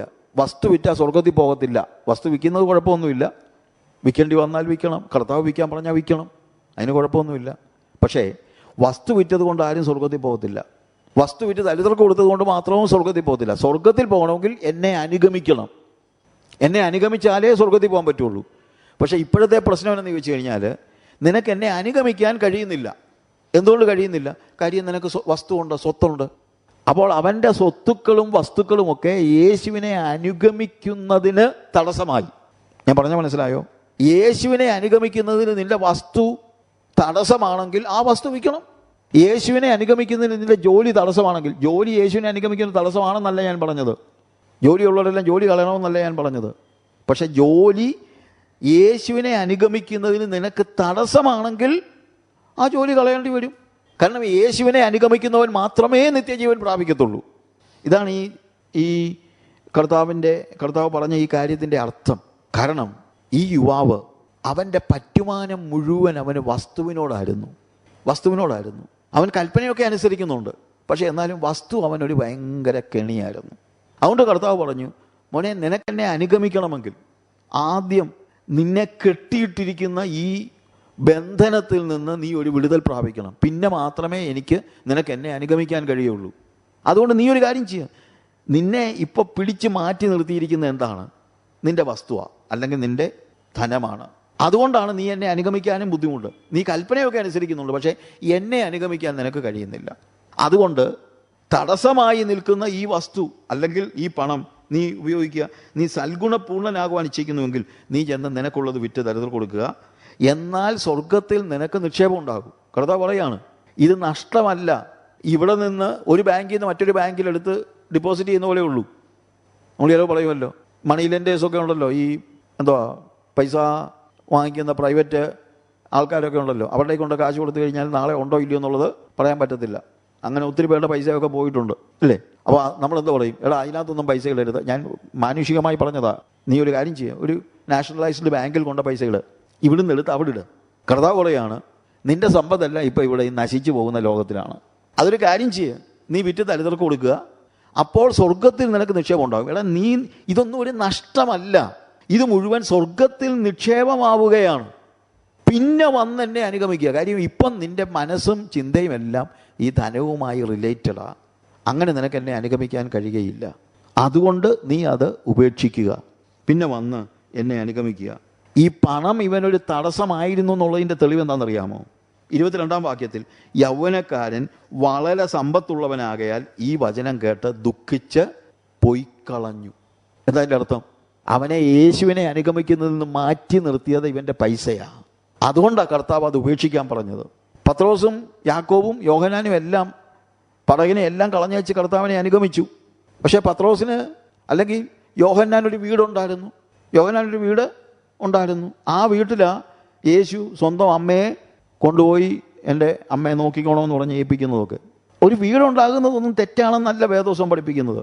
പക്ഷേ യേശുവിനെ അനുഗമിക്കുന്നതിന് യോഹന്നാനോ യാക്കോബിനോ ഇതൊന്നും തടസ്സമായില്ല. പടകോ മറ്റുള്ള കാര്യങ്ങളോ ഒന്നും പത്രോസിന് തടസ്സമായില്ല. അവരുടെ വസ്തുക്കൾ അവർക്കൊരു തടസ്സമായില്ല. നമ്മൾ പറഞ്ഞതിൻ്റെ വ്യത്യാസം മനസ്സിലാക്കണം. അപ്പോൾ ഈ യുവാവിനോട് നിന്റെ സമ്പത്ത് കൂടുതൽ കിട്ടുമെന്നുള്ളതല്ല പറയുന്നത്. ചുങ്കക്കാരൻ സക്കായി കർത്താവിനെ അനുഗമിക്കാൻ വരുമ്പോൾ അവൻ എന്താ ചെയ്യുന്നത്? അവൻ പറയുന്നത് തന്നെ, ഞാൻ എൻ്റെ സമ്പത്തിൽ പാതി ഞാൻ ദരിദ്രർക്ക് കൊടുക്കാം, ചതിവായി എന്തെങ്കിലും വാങ്ങിച്ചിട്ടുണ്ടെങ്കിൽ 4 മടങ്ങ് മടക്കി കൊടുക്കാം. കർത്താവ് എന്താ പറഞ്ഞു? അതൊന്നും വേണ്ട എന്ന് പറഞ്ഞു. ഇല്ല, അവനിൽ ദൈവാത്മാവ് ഇടപെട്ട കാര്യം നടക്കട്ടെ. പിന്നെ മറ്റൊരു കാര്യം കർത്താവ് അവനോട് പറഞ്ഞില്ല, നീ ഇപ്പോൾ ഒരു ചുങ്കം പിരിവുകാരനാണ്, ഞാൻ നിന്നെ സെയിൽസ് ടാക്സ് ഓഫീസറാക്കാൻ പോകുകയാണ്, സെയിൽസ് ഡിപ്പാർട്ട്മെൻറ്റിൻ്റെ ഡയറക്ടറാക്കാൻ പോകുകയാണ്, നിന്നെ ഞാൻ മാനിക്കും, ഇതുപോലെയാണ് പറഞ്ഞു. അല്ല, അവൻ യേശുവിനെ സ്വീകരിച്ചു, യേശുവിനെ അവൻ്റെ ഭവനത്തിൽ കൈക്കൊണ്ടു. You see the difference. അപ്പോൾ യേശുവിനെ അനുഗമിക്കുന്നതിന് തടസ്സമായി നിൽക്കുന്നതെല്ലാം നമ്മൾ ഉപേക്ഷിക്കേണ്ടി വരും. തടസ്സമായി നിൽക്കുന്നത്. പിന്നെ വേറൊരു കാര്യം, കൂടുതൽ കിട്ടുമെന്നല്ല. ആ ഒരു ഉപദേശം യേശു പഠിപ്പിച്ച ഒരു ഉപദേശമായിട്ട് നമുക്ക് മനസ്സിലാക്കാൻ കഴിയുകയില്ല എന്നുള്ളതാണ് നമുക്ക് മനസ്സിലാക്കാൻ കഴിയുന്നത്. നമ്മൾ ഇതിൽ തന്നെ 29-ാമത്തെ വാക്യത്തിൽ എൻ്റെ നാമം നിമിത്തം, അതും നമുക്ക് സംശയം ഉണ്ടാകാവുന്ന ഒരു കാര്യമാണ്, അതുകൊണ്ടാണ് ഞാൻ ആ വാക്യം എടുക്കുന്നത്.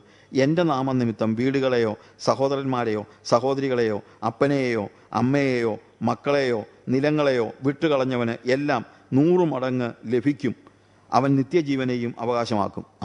കണ്ടോ, എന്തൊരു സന്തോഷമുള്ള ഒരു വാക്യമാണ്. 100 മടങ്ങ്. ബ്രദർ വായിച്ചില്ലേ? 100 മടങ്ങ്. ഇപ്പോൾ എല്ലാവർക്കും സന്തോഷമായല്ലോ. പക്ഷേ എന്തൊക്കെയാണ് അവർ ഉപേക്ഷിച്ചത്? ഈ 100 മടങ്ങ് എന്തുവാ കിട്ടുന്നത്?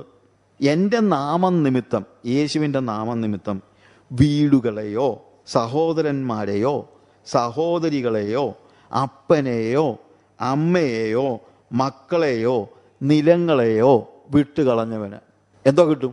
100 മടങ്ങ്. 100 മടങ്ങ് എന്തോ കിട്ടും? 100 മടങ്ങ് വീട് കിട്ടും, 100 മടങ്ങ് സഹോദരികളെ കിട്ടും, 100 മടങ്ങ് അപ്പന്മാരെ കിട്ടും, 100 കണക്കിന് അമ്മമാരെ കിട്ടും. എന്നാ പറയുന്നത്. ആരും സ്വോത്രമൊന്നും പറയുന്നില്ലല്ലോ. ഞാൻ രക്ഷിക്കപ്പെട്ട് വന്ന സമയത്ത് ഞാൻ എൻ്റെ പേഴ്സണൽ എക്സ്പീരിയൻസ് പറയുക.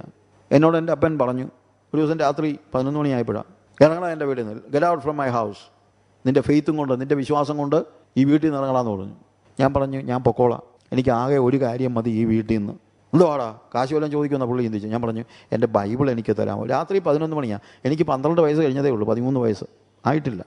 എൻ്റെ വീട്ടിൽ നിന്ന് എന്നെ ഇറക്കി വിട്ടു. എൻ്റെ അമ്മാച്ചനുണ്ടായിരുന്നു, അമ്മാച്ചൻ എൻ്റെ കൈക്ക് പിടിച്ച് കേരള അകത്ത് എന്ന് പറഞ്ഞു. കാര്യം അപ്പനും പറഞ്ഞു വിടാനുള്ള ആഗ്രഹത്തിലൊന്നുമല്ല, നമ്മൾ വിശ്വാസം അങ്ങ് മാറ്റി വിശ്വാസം അതിനുവേണ്ടി പുള്ളി ഒരു അളവെടുത്തെന്നുള്ളതേ ഉള്ളൂ. അല്ലാതെ ഇവനോട് ഇത്രയും പറഞ്ഞു കഴിഞ്ഞാൽ അവൻ തിരിച്ചു വരുമെന്നുള്ളത്. ഞാൻ പറഞ്ഞു, ഞാൻ പൊക്കോളാം. ഞാൻ വീട് വിട്ടു പോകാൻ തയ്യാറായി. എൻ്റെ അമ്മാച്ചൻ തന്നെ പറഞ്ഞ സ്റ്റോറിയായത്. അമ്മാച്ചൻ തന്നെ എൻ്റെ വൈഫിനോടൊക്കെ പറഞ്ഞിട്ടുള്ളൂ, ഞാനൊരു ദിവസം ഇവിടെ വന്നപ്പോഴാണ് ഇത് സംഭവിച്ചതെന്ന്. അപ്പോൾ ഞാൻ പറഞ്ഞതെന്ന് ചോദിച്ചു കഴിഞ്ഞാൽ, ഒരു വീട് ഞാൻ വിട്ടെങ്കിൽ ഇന്ന് 100 കണക്കിന് വീട്ടുകാർ എന്നോട് പറയുന്നു, ഞങ്ങളുടെ വീട്ടിൽ താമസിക്കണം, ഞങ്ങളുടെ വീട്ടിൽ താമസിക്കണം, ഞങ്ങളുടെ വീട്ടിൽ താമസിക്കണം. എനിക്ക് 100 കണക്കിന് വീടാണ്. കുറിയന്നൂർ മാത്രമല്ല, ലോകത്തിലെല്ലായിടത്തും എനിക്കിപ്പോൾ വീടാണ്. ഞങ്ങളുടെ വീട്ടിൽ താമസിക്കണം. ഒരു വീട് ഉപേക്ഷിച്ചാൽ 100 വീട് കിട്ടും. ഒരപ്പൻ നീ എൻ്റെ മോനല്ല എന്ന് പറഞ്ഞാൽ 100 പേര് പറയും നീ എൻ്റെ മോനാ. എത്ര അമ്മമാരെന്നോട് പറഞ്ഞിട്ടുണ്ട്, എൻ്റെ മോനാ. എത്ര അമ്മമാർ, എത്ര മക്കള് അപ്പ എന്ന് വിളിക്കുന്ന എത്രയോ പേരുണ്ട്. നിങ്ങൾക്ക് തന്നെ അറിയാമല്ലോ, എത്രയോ പേര് അപ്പ എന്ന് വിളിക്കുന്ന, പിതാവെന്നുള്ള പേരെടുക്കുകയല്ല, അപ്പ എന്ന് വിളിക്കുന്ന. നമ്മുടെയൊക്കെ മിഷനിലുണ്ടായിരുന്ന, മിഷൻ ഹോമിലൊക്കെ ഉണ്ടായിരുന്ന പിള്ളേരൊക്കെ എന്നെ എപ്പോഴും വിളിക്കുന്നത് പപ്പ, ഡാഡി എന്നേ വിളിക്കുന്നുള്ളൂ. ഇവിടെ വന്ന ഫ്രാൻസിസ് ഒക്കെ എന്നെ വിളിക്കും ഡാഡി എന്നല്ലാതെ അവൻ വിളിക്കത്തേ ഇല്ല. ഇവിടെ നാട്ടിൽ ഇവിടെ വന്നായിരുന്നല്ലോ ഫ്രാൻസിസ് ലൂബ്രിനോ. അത് കഴിഞ്ഞപ്പോൾ എന്നെ അപ്പ എന്നാണ് വിളിക്കുന്നത്. കാര്യം പിള്ളേർ അപ്പ എന്ന് വിളിക്കുന്നത് കേട്ട് കഴിഞ്ഞപ്പം അവൻ്റെ ഭാഷയിലല്ല. അപ്പോൾ അവൻ അങ്ങനെയാണ് കണക്കാക്കുന്നത്. എന്തുകൊണ്ടാണ്? 1 ഉപേക്ഷിച്ചാൽ 100 മടങ്ങ് നമുക്ക് കിട്ടും. 100 മടങ്ങിന് വീടുകൾ കിട്ടും, 100 മടങ്ങ് അപ്പന്മാരെ കിട്ടും, അമ്മമാരെ കിട്ടും.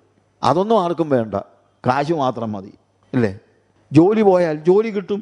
അതാണ് പറയുന്നത്. നിലങ്ങളെയോ എന്ന് പറയുന്നത് ആ കാലയളവിൽ ഒരു മനുഷ്യന് അവൻ്റെ അനുദിന ജീവിതത്തിന് ആവശ്യമുള്ള കാര്യങ്ങൾ, അവൻ്റെ ജോലി എന്ന് പറയുന്നതിന് തുല്യമാണ് നിലങ്ങൾ. നിൻ്റെ ജോലി പോയാൽ നിനക്ക് വേറെ ജോലി കിട്ടും.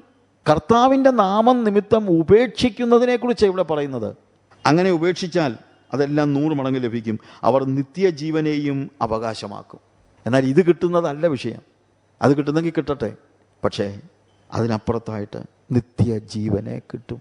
പ്രിയമുള്ളവരെ, വളരെ വ്യത്യസ്തമായ ഒരനുഭവമാണ് നമുക്കുള്ളത്. നിത്യതയുടെ ദർശനത്തിൽ നമ്മൾ ജീവിക്കണം. യേശുക്രിസ്തുവിനോട് കൂടെ ജീവിക്കണം. ഓരോ സന്ദർഭങ്ങളിലും ഭൗമിക മോഹങ്ങളിൽ നിന്ന് നമുക്കൊരു വിടുതൽ കിട്ടണം. ഭൗമിക മോഹങ്ങളിൽ നിന്ന്. കർത്താവ് വരുന്നത് ദ്രവ്യാഗ്രഹികളെ കൊണ്ടുപോകാനല്ല. ഇന്ന് പലപ്പോഴും നമ്മുടെ പ്രസംഗങ്ങൾ പോലും നമ്മളിൽ ഉണ്ടാക്കുന്നത് ദ്രവ്യാഗ്രഹമാണ്. കൂടുതൽ ദ്രവ്യാഗ്രഹമാണ് പലപ്പോഴും ഉണ്ടാകുന്നത്. കൂടുതൽ ദ്രവ്യാഗ്രഹം, ഭൂമിയിലുള്ളത് മാത്രം കണ്ടുകൊണ്ട് ജീവിക്കുന്നതായ ഒരവസ്ഥ. ഒന്നാമത്തെ കാര്യം, നമ്മൾ വീണ്ടും ജനിച്ചവരാണ്, ഉയരത്തിൽ നിന്ന് ജനിച്ചവരാണ്. നമ്മൾ ഈ ഭൂമിയിലാണ് നമ്മൾ ജീവിക്കുന്നത്, പക്ഷെ നമ്മൾ ഭൂമിയിലുള്ളവരല്ല. നമ്മുടെ ബ്രീഡ് മാറി. ഞാനൊരു കഥ പറഞ്ഞിട്ടുണ്ട് പലയിടത്തും, ഇവിടെയും നേരത്തെ പറഞ്ഞിട്ടുണ്ടായിരിക്കും. ഒരിക്കൽ ഒരു കോഴിയുടെ കീഴിൽ മുട്ട അടവെച്ച കൂട്ടത്തിൽ അറിയാതെ ഒരു പരുന്തിൻ്റെ മുട്ടയും ഈ മുട്ടയുടെ കൂട്ടത്തിൽ അങ്ങ് വന്നു. വിരിഞ്ഞപ്പം 10 കോഴിക്കുഞ്ഞുമുണ്ട്, ഒരു പരുന്തും കുഞ്ഞുമുണ്ട്. അതിൻ്റെ അമ്മയ്ക്കും മനസ്സിലായില്ല, ആർക്കും മനസ്സിലായില്ല ഇത് പരുന്തും കുഞ്ഞാണെന്ന്. പരുന്തും കുഞ്ഞിനും മനസ്സിലായില്ല. അതും ചിന്തിച്ച് ഞാൻ കോഴിക്കുഞ്ഞാന്നു. അപ്പോൾ അങ്ങനെ ഇതിങ്ങനെ വളർന്നു. പക്ഷേ പരുന്തിൻ്റെ കുഞ്ഞ് ഒത്തിരി തിന്നും, നല്ല നീളവും നല്ല സ്ട്രോങ് ആയിട്ടുള്ള വിങ്സും ഒക്കെ ആയി. ഒരു ദിവസം ഇതിങ്ങനെ നെഞ്ചൊക്കെ വിരിച്ചിങ്ങനെ നിൽക്കുമ്പോൾ മോളിൽ ഒരു പരുന്ത് നോക്കിയപ്പം കോഴിക്കുഞ്ഞുങ്ങളുടെ കൂട്ടത്തിൽ പരുന്തും കുഞ്ഞ് കളിക്കുന്നു. ഉടനെ പരുന്ത് താഴോട്ട് ചാടി വന്നു. പരുന്തിനെ കണ്ടതും കോഴിക്കുഞ്ഞുങ്ങളെല്ലാം കൂടെ ഓടി അമ്മയുടെ അടുത്ത് പോയി. പരുന്തിൻ്റെ കുഞ്ഞിന് പോകാൻ പറ്റിയില്ല. ഈ പരുന്ത് വന്ന് ഇതിനെ അങ്ങ് ഫിക്സ് ചെയ്തു. എന്നിട്ട് അങ്ങോട്ടും ഇങ്ങോട്ടും വിടത്തില്ല. എന്നിട്ട് ചോദിച്ചു, നീ എന്തിനാടാ ഇതിൻ്റെ കൂട്ടത്തിൽ കിടന്ന് കളിക്കുന്നത്? എന്നെ പറഞ്ഞ്, ഞാൻ എൻ്റെ സഹോദരങ്ങളുടെ കൂടെ അല്ലേ കളിക്കുന്നത്. കാര്യം അതിനറിയത്തില്ലല്ലോ. ഞാൻ എൻ്റെ സഹോദരങ്ങളുടെ കൂടെ കളിക്കുന്നെന്നുള്ളതേ ഉള്ളൂ. സഹോദരങ്ങളോ? ആര്? ഇതെല്ലാം എൻ്റെ സഹോദരങ്ങളല്ലേ. എൻ്റെ പെങ്ങന്മാരും എൻ്റെ ആങ്ങളമാരും എൻ്റെ അനിയന്മാരും ഞങ്ങൾ എല്ലാം സഹോദരങ്ങളാണ്. എന്നെ പറഞ്ഞു, എടാ അത് കോഴിക്കുഞ്ഞല്ലേ? അതെ, ഞാനും കോഴിക്കുഞ്ഞല്ലേ. എന്നുവെച്ചാൽ നീ കോഴിക്കുഞ്ഞോ, നീ പരുന്തും കുഞ്ഞല്ലോ. അയ്യോ അങ്കിളെ, പരുന്തെന്ന് പറയല്ലേ, ഞങ്ങളുടെ അമ്മ പറഞ്ഞിട്ടുണ്ട് നമുക്കൊരു ശത്രുവുണ്ട്, അത് പരുന്തെന്ന് പറയല്ലേ, പരുന്തെന്ന് പറയുന്നത് എനിക്ക് പേടിയാ. എടാ നീ പേടിക്കണ്ട, നീ ഒരു പരുന്താ. ഞാൻ പരുന്തോ? ഞാൻ കോഴിക്കുഞ്ഞല്ലേ. എന്നെ പറഞ്ഞു ഇല്ലടാ, നിനക്ക് പറക്കാൻ പറ്റും. എനിക്ക് പറക്കാൻ പറ്റത്തില്ല. അതെന്താ? എൻ്റെ അമ്മ പോലും പറക്കത്തില്ല. എന്നാലും എൻ്റെ അമ്മയൊന്ന് പറക്കാൻ നോക്കി, അങ്ങോട്ടൊന്ന് പോയി പെട്ടെന്ന് താഴെ വീണു. എനിക്ക് പറക്കാൻ പറ്റത്തില്ല, ഞാൻ കോഴിക്കുഞ്ഞല്ലേ. അല്ലടാ നീ പരുന്തും കുഞ്ഞാ. അല്ലങ്കിളെ. എടാ നീ നിന്നെ തന്നെ ഒന്ന് നോക്ക്, ഈ കോഴിക്കുഞ്ഞിനേക്കാളൊക്കെ എന്ത് വലുതാ നീ പരുന്തും കുഞ്ഞല്ലേ. അല്ല കോഴിക്കുഞ്ഞാണെങ്കിൽ നീ ഇത്രയും കാണുമോ? അതുങ്ങളെ പോലല്ല ഉള്ളൂ. അതേ എനിക്ക് ഭയങ്കര വിശപ്പാ. അതുങ്ങളൊക്കെ 3-4 പുഴുവിനെ തിന്നുമ്പോൾ ഞാൻ 10-20 പുഴുവിനെ തിന്നും. അതാ ഇങ്ങനെ വണ്ണമൊക്കെ വെച്ചിരിക്കുന്നത്. പറഞ്ഞ് അല്ലടാ നിന്റെ ചിറകൊന്ന് പിടിച്ചേ. കണ്ടോ കോഴിക്കുഞ്ഞു പോലാണോ? ഇവിടെ പറക്കാൻ പറ്റും, നീ ഒന്ന് ചിറകടിച്ചേ. അപ്പം അങ്ങനെ ഈ പരുന്ത് ഇതിനെ ഇങ്ങനെ പ്രോത്സാഹിപ്പിച്ച് ഒടുവിൽ എന്ത് ചെയ്തെന്നറിയാമോ? ഇത് പറക്കാൻ തുടങ്ങി. പറന്നപ്പോൾ ഇത് പറന്ന് മുകളിലേക്ക് ഉയരുന്നതാണ് നമ്മൾ കാണുന്നത്. പറന്ന് മുകളിലേക്ക് ഉയരുകയാണ്. ആ കുഞ്ഞിന് മനസ്സിലായി, ഞാൻ കോഴിക്കുഞ്ഞല്ല, ഞാനൊരു പരുന്തും കുഞ്ഞാ. എൻ്റെ ജന്മം പരുന്തിൻ്റെ ജന്മമാണ് എന്നുള്ളത് മനസ്സിലായി. അത് പറക്കാൻ തുടങ്ങി. പക്ഷേ പലപ്പോഴും നമുക്ക് പറ്റുന്ന പ്രശ്നം, നമ്മളൊക്കെ വീണ്ടും ജനിച്ചവരാണ്. വീണ്ടും ജനിച്ചവൻ കോഴിക്കുഞ്ഞല്ല, അവൻ ഉയരത്തിൽ പറക്കാനുള്ളവരാണ്. We are born to fly. നമ്മൾ പറക്കാനായിട്ട് ജനിച്ചവരാണ്. ഉയരത്തിലുള്ളതായിരിക്കണം നമ്മുടെ മനസ്സിൽ മുഴുവൻ. അതില്ലാതെ ഭൂമിയിലുള്ളത് മാത്രം ആലോചിച്ചിരുന്നാൽ പ്രിയമുള്ളവരെ വലിയ കഷ്ടമാണ്. പക്ഷെ ഇവിടെ വന്ന് പറയുന്നതെന്നറിയാമോ? ഈ പ്രസംഗരൊക്കെ വന്ന് പറയുന്നത് നിനക്ക് കൂടുതൽ പുഴുവിനെ കിട്ടുമെന്ന്, അല്ലാതെ വേറെ ഒന്നുമില്ല. പരുന്ത് കുഞ്ഞിനോട് പറയാം, നിനക്ക് കൂടുതൽ പുഴുവിനെ കിട്ടുമെന്ന്. നിനക്ക് വീട് കിട്ടും, നിനക്ക് വണ്ടി കിട്ടും, അത് കിട്ടും. ഇതെല്ലാം പുഴുവാ, ഭൂമിയിലെ കാര്യങ്ങളാണ്. എടാ ഉയരത്തിലേക്ക് പറക്കാനാ നിന്നെ ദൈവം വിളിച്ചിരിക്കുന്നത്. ആ ഉയരത്തിലുള്ളത് ചിന്തിപ്പീൻ. കൊലോസ്യ ലേഖനം വായിക്കുമ്പോൾ നമ്മൾ കാണുന്നത് അതാണ്. കൊലോസ്യ ലേഖനം 3-ാം അധ്യായത്തിൽ 1-ാമത്തെ വാക്യത്തിൽ, ആകയാൽ നിങ്ങൾ ക്രിസ്തുവിനോടുകൂടെ ഉയിർത്തെഴുന്നേറ്റിരിക്കുന്നു എങ്കിൽ ക്രിസ്തു ദൈവത്തിൻ്റെ വലത്തുഭാഗത്തിരിക്കുന്ന ഇടമായ ഉയരത്തിലുള്ളത് അന്വേഷിപ്പീൻ. നോക്കുക, ദൈവവചനം പറയാണ്, നിങ്ങൾ ക്രിസ്തുവിനോടുകൂടെ ഉയിർത്തെഴുന്നേറ്റിരിക്കുന്നു എങ്കിൽ. യെസ്, ഇനിയിപ്പോൾ നമ്മൾ പഴയ ബ്രീഡല്ല, പഴയ കോഴിക്കുഞ്ഞിൻ്റെ അനുഭവമല്ല നമുക്ക് ആവശ്യം. ഭൗമികമായ കാര്യങ്ങളിൽ മുഴുകി ഇത് തലയ്ക്ക് പിടിച്ച് ഭൂമിയിലെ കാര്യങ്ങൾ മാത്രം ചിന്തിച്ചു പോകുന്നതല്ല നമുക്ക് ആവശ്യം. നമ്മൾ ഉയരത്തിലുള്ളത് ചിന്തിക്കണം. കാരണം നമ്മൾ ക്രിസ്തുവിനോടുകൂടെ ഉയിർത്തെഴുന്നേറ്റിരിക്കുന്നു. We are with Christ, we are risen with Christ, we are living with Christ. ആ ക്രൈസ്റ്റ്, ആ ക്രിസ്തുവാണ് എന്നെ നയിക്കുന്നത്, എന്നെ നടത്തുന്നത്. ആ ക്രിസ്തു ഇപ്പോഴെവിടെയാ? ഉയരത്തിൽ, ദൈവത്തിൻ്റെ വലത്തുഭാഗത്ത് ഇരിക്കുന്ന ഇടമായ ഉയരത്തിലുള്ളത് അന്വേഷിപ്പീൻ. നമ്മുടെ ചിന്തകളെല്ലാം അതുകൊണ്ട് കർത്താവിൻ്റെ വരവിനെക്കുറിച്ച് നമ്മൾ പറയുമ്പോഴെല്ലാം നമ്മൾ ഓർക്കേണ്ടത്, കർത്താവ് ഇപ്പോഴെവിടെയാ? അവൻ ഉയരത്തിലാണ്. ഈ ഭൂമിയിലുള്ളത് ചിന്തിച്ച് ജീവിക്കാനുള്ളതല്ല എൻ്റെ ജീവിതം എന്ന് പറയുന്നത്. We are born to fly. ഭൂമിയിലുള്ളതല്ല. 2-ാമത്തെ വാക്യം, ഉയരത്തിലുള്ളത് തന്നെ ചിന്തിപ്പീൻ. ഭൂമിയിലുള്ളതല്ല, ഭൗമികമായ കാര്യങ്ങൾ ചിന്തിച്ചല്ല നീ ജീവിക്കേണ്ടത്. കാര്യം നീ ഉയരത്തിൽ നിന്ന് ജനിച്ചവനാണ്. അതുകൊണ്ട് ഉയരത്തിലുള്ളതായിരിക്കണം നിന്റെ ചിന്തകളെ നിയന്ത്രിക്കുന്നത്. 100% ഉയരത്തിലുള്ളത് ചിന്തിക്കുന്ന ഒരനുഭവമാണ് നമുക്ക് ആവശ്യമായിരിക്കുന്നത്. 3-ാമത്തെ വാക്യം പറയുന്നത്, നിങ്ങൾ മരിച്ച് നിങ്ങളുടെ ജീവൻ ക്രിസ്തുവിനോടുകൂടെ ദൈവത്തിൽ മറഞ്ഞിരിക്കുന്നു. We are died. ഡൈഡ് എന്ന് പറഞ്ഞാൽ എന്താ? നമ്മൾ ശവക്കുഴി പോയെന്നല്ല. We are died to the world. ലോകത്തിന് നമ്മൾ മരിച്ചിരിക്കുകയാണ്. ലോകത്തിന് മരിച്ചിരിക്കുകയാണ്. അവിടെ 3-ാമത്തെ വാക്യം, നിങ്ങൾ മരിച്ച് നിങ്ങളുടെ ജീവൻ ക്രിസ്തുവിനോടുകൂടെ ദൈവത്തിൽ മറഞ്ഞിരിക്കുന്നു. നിങ്ങളുടെ ജീവൻ ക്രിസ്തുവിനോടുകൂടെ ദൈവത്തിൽ മറഞ്ഞിരിക്കുന്നു. എനിക്കിപ്പോൾ എൻ്റെ റിലേഷൻഷിപ്പ് മുഴുവൻ ദൈവവുമായിട്ട് ബന്ധപ്പെട്ട, ഉയരവുമായി ബന്ധപ്പെട്ടാണ്, യേശുവുമായി ബന്ധപ്പെട്ടാണ്. കർത്താവ് വരാൻ പോവുകയാ. എൻ്റെ മനസ്സ് മുഴുവൻ യേശുവേ ഉള്ളൂ. യേശു അല്ലാതെ വേറെ ഒന്നും എൻ്റെ മനസ്സിൽ കയറുന്നില്ല. ഭൂമിയിലുള്ളതൊന്നും എൻ്റെ മനസ്സിൽ കയറുന്നില്ല. അവൻ്റെ വരവിന് വേണ്ടി ഞാനിങ്ങനെ, വരവിന് വേണ്ടി എന്നുള്ളതല്ല, എനിക്ക് വേറെ ചിന്തയൊന്നുമില്ല. കർത്താവ് മാത്രമേ എൻ്റെ മനസ്സിലേക്ക് വരുന്നുള്ളൂ. കാരണം അവിടുന്ന് വരുന്നു. അവിടുന്ന് വരുമ്പോൾ എന്നെ ചേർക്കുവാനായിട്ട് അവൻ വരുന്നു എന്നുള്ളതാ നമുക്ക് മനസ്സിലാക്കാൻ കഴിയുന്നത്. 4-ാമത്തെ വാക്യത്തിൽ നമ്മുടെ ജീവനായ ക്രിസ്തു വെളിപ്പെടുമ്പോൾ നിങ്ങളും അവനോടുകൂടെ തേജസ്സിൽ വെളിപ്പെടും. നമ്മുടെ കർത്താവായ ക്രിസ്തു വെളിപ്പെടുമ്പോൾ അവൻ വരുന്നു. The coming of the lord, when Christ who is our life shall be manifested, then shall we also be with him manifested in glory. തേജസ്സിൽ നാമും അവനോടുകൂടെ തേജസ്സിൽ വെളിപ്പെടും എന്ന് എഴുതിയിരിക്കുന്നത്. നിങ്ങൾ ക്രിസ്തുവിനോട്, നമ്മുടെ ജീവൻ ക്രിസ്തുവിനോടുകൂടെ ദൈവത്തിൽ മറഞ്ഞിരിക്കുന്നു എന്ന് വെച്ച് കഴിഞ്ഞാൽ ഞാനിപ്പോൾ യേശുവിലാണ്, ക്രിസ്തുവിൽ മറഞ്ഞിരിക്കുകയാണ്. എന്നെ കവർ ചെയ്തിരിക്കുന്നത് യേശുവാണ്. എന്നാൽ ഇവിടെ കൊണ്ട് കാര്യങ്ങൾ അവസാനിക്കുന്നില്ല. അടുത്ത ഒരു സെഷനുണ്ട്, അത് തേജസ്സാണ്. അതിപ്പോഴല്ല, ഇപ്പോഴേ തേജസ് ഉണ്ട്. പക്ഷെ വേറൊരു കാര്യമുണ്ട്, അവനോടുകൂടെ നമ്മുടെ ജീവനായ ക്രിസ്തു വെളിപ്പെടുമ്പോൾ നിങ്ങളും അവനോടുകൂടെ തേജസ്സിൽ വെളിപ്പെടും. തേജസ്സിൽ വെളിപ്പെടുവാനുള്ളവരാണ് നമ്മൾ. കർത്താവിൻ്റെ വരവിനെക്കുറിച്ച് പറയുമ്പോഴല്ലേ എൻ്റെ മനസ്സിൽ വരുന്ന തേജസ്സാണ്. നമ്മൾ വെളിപ്പെടുവാനുള്ള തേജസ് വിചാരിച്ചാൽ ഇതിനെക്കുറിച്ച് ഒത്തിരി കാര്യങ്ങൾ പറയാനുണ്ട്. നമ്മൾ രക്ഷിക്കപ്പെട്ടു, കർത്താവിൻ്റെ രക്തത്താൽ നമ്മൾ നീതീകരിക്കപ്പെട്ടു, നമ്മൾ വിശുദ്ധീകരിക്കപ്പെട്ടുകൊണ്ടിരിക്കുകയാണ്. ഇനി അവൻ്റെ വരവെങ്കിൽ നമ്മൾ തേജസ്കരിക്കപ്പെടും.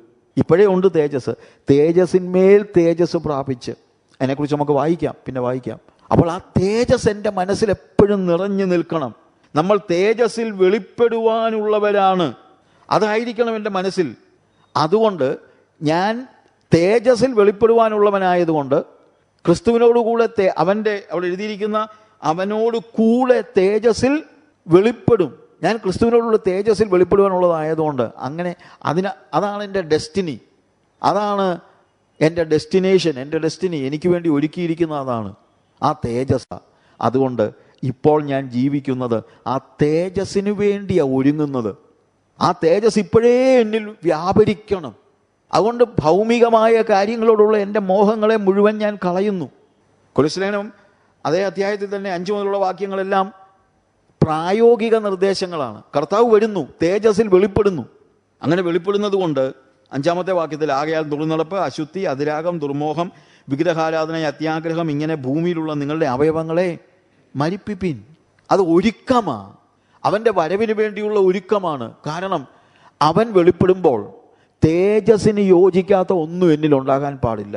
ഇതൊന്നും തേജസ്സിന് യോജിക്കുന്നതല്ല. ദുർനടപ്പ്, അശുദ്ധി, അതിരാഗം, ദുർമോഹം, വിഗ്രഹാരാധന, അത്യാഗ്രഹം ഇങ്ങനെ ഭൂമിയിലുള്ള നിങ്ങളുടെ അവയവങ്ങളെ മരിപ്പിപ്പീൻ. എൻ്റെ മുമ്പിൽ യേശുവിൻ്റെ വരവ, അത് തേജസ്സിലാണ്. ആ തേജസ്സിന് യോജിക്കുന്ന ഒരു ജീവിതമാണ് എനിക്ക് ആവശ്യമായിരിക്കുന്നത്. 6 മുതൽ 10 വരെയുള്ള വാക്യങ്ങൾ നിങ്ങൾ വായിക്കുക. നമ്മൾ 10-ാമത്തെ വാക്യത്തിൽ തന്നെ സൃഷ്ടിച്ചവൻ്റെ പ്രതിമപ്രകാരം പരിജ്ഞാനത്തിനായി പുതുക്കം പ്രാപിക്കുന്ന പുതിയ മനുഷ്യനെ ധരിച്ചിരിക്കുന്നുവല്ലോ. അപ്പോൾ പുതിയ മനുഷ്യനെ നമ്മൾ ധരിച്ചിരിക്കുകയാണ്. നമ്മൾ പഴയ ആളല്ല, അത് നമ്മൾ മനസ്സിലാക്കണം. നമ്മൾ ലോകത്തിന് മരിച്ചവരാണ്. റോമാലേഖനത്തിൽ അതിൻ്റെ 6-ാം അധ്യായം അതിൻ്റെ 11 മുതലുള്ള വാക്യങ്ങൾ വായിക്കുമ്പോൾ അവിടെ നമ്മൾ കാണുന്നത്, ഔവണ്ണം നിങ്ങളും പാപസംബന്ധമായി മരിച്ചവർ എന്നും ക്രിസ്തുവേശുവിൽ ദൈവത്തിന് ജീവിക്കുന്നവർ എന്നും നിങ്ങളെ തന്നെ എണ്ണുവിൻ. പാപസംബന്ധമായി മരിച്ചവർ. യെസ്, ഞാൻ എൻ്റെ ജഡസംബന്ധമായി പാപസംബന്ധമായി മരിച്ചവനാണ്. ആകണം മരിച്ചവരെന്നും ക്രിസ്തുവേശുവിൽ ദൈവത്തിന് ജീവിക്കുന്നു. ഞാൻ പാപത്തിന് മരിച്ചവനാണ്, ദൈവത്തിന് ജീവിക്കുന്നവനാണ്. എന്താ അതിൻ്റെ അർത്ഥം? മരിച്ച മനുഷ്യൻ പ്രതികരിക്കത്തില്ല. അതാണ് മരിച്ച മനുഷ്യൻ്റെ ഒരു വലിയൊരു പ്രത്യേകത. അവൻ പ്രതികരിക്കത്തില്ല. എന്തെല്ലാം വന്നാലും അവൻ പ്രതികരിക്കത്തില്ല. ഞാനൊരു സ്റ്റോറി പലപ്പോഴും പറഞ്ഞിട്ടുള്ളതാണ്. 2 പിള്ളേർ, ജോണി, ജിമ്മി എൻ്റെ കഥാപാത്രങ്ങളാണ്. ജോണിയും ജിമ്മിയും 2 പേരും ഭയങ്കര ഫുട്ബോൾ പ്രാന്തന്മാരാണ്. വൈകുന്നേരമാകുമ്പം ജോണി വരും, ഒരു ചൂള അടിക്കും, ജിമ്മിയെ വിളിക്കും, അവർ ഫുട്ബോൾ കളിക്കാൻ പോകും.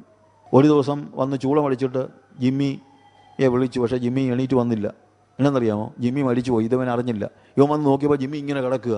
അവനെ ചോദിച്ചു, എടാ 4 മണിയായി, എണീക്കടാ, വാ നമുക്ക് ഫുട്ബോൾ കളിക്കാൻ പോവാം. അവൻ എണീക്കുമോ? ഇല്ല. Because he is dead. അവൻ മരിച്ചതാ. അവൻ പ്രതികരിക്കത്തില്ല. ഇനി അവനെ കുലുക്കി വിളിച്ചാൽ അവൻ എണീക്കുമോ? ഇല്ല. ഇനി അവനെ എണീപ്പിച്ച് ഇങ്ങനെ നേരെ അങ്ങ് നിർത്തിയിട്ട് കാലിൻ്റെ അവിടെ ഒരു പന്ത് വെച്ച് കൊടുത്ത് അവൻ തട്ടുമോ? ഇല്ല. കാരണം അവൻ മരിച്ചവനാണ്. മരിച്ചവൻ പ്രതികരിക്കത്തില്ല. നിങ്ങൾ പാപസംബന്ധമായി മരിച്ചവർ എന്ന് വെച്ച് കഴിഞ്ഞാൽ പാപം വന്ന് വിളിച്ചാൽ ഞാൻ പ്രതികരിക്കത്തില്ല. അല്ലെങ്കിൽ ഞാൻ പാപസംബന്ധമായി മരിച്ചവനാണ്. ക്രിസ്തുവേശുവിൽ ദൈവത്തിന് ജീവിക്കുന്നവൻ. കർത്താവ് വന്ന് വിളിച്ചാൽ ഞാൻ ചാടി എണീക്കും, കർത്താവിൻ്റെ പിന്നാലെ പോകും. കാര്യം ഞാൻ ദൈവസംബന്ധമായി ജീവിക്കുന്നവനാണ്, ദൈവത്തിന് ജീവിക്കുന്നവനാണ്. ഇതുപോലൊരു അവസ്ഥ നമുക്കുണ്ടാകണം. കാരണം തേജസ്സിൽ വെളിപ്പെടുവാനുള്ളവരാണ്. അവൻ്റെ വരവിൽ തേജസ്സിൽ നമ്മൾ വെളിപ്പെടും. മരിച്ചവൻ പ്രതികരിക്കത്തില്ല. അതാണ് നമ്മൾ മനസ്സിലാക്കാനുള്ള ഏറ്റവും പ്രധാനപ്പെട്ട ഒരു കാര്യം എന്ന് പറയുന്നത്. ആകയാൽ 12-ാം വാക്യം, റോമർ 6:12, ആകയാൽ പാപം നിങ്ങളുടെ മർത്യ ശരീരത്തിൽ അതിൻ്റെ മോഹങ്ങളെ അനുസരിക്കുമാറ് ഇനി വാഴരുത്. നിങ്ങളുടെ അവയവങ്ങളെ അനീതിയുടെ ആയുധങ്ങളായി പാപത്തിന് സമർപ്പിക്കുകയും അരുത്.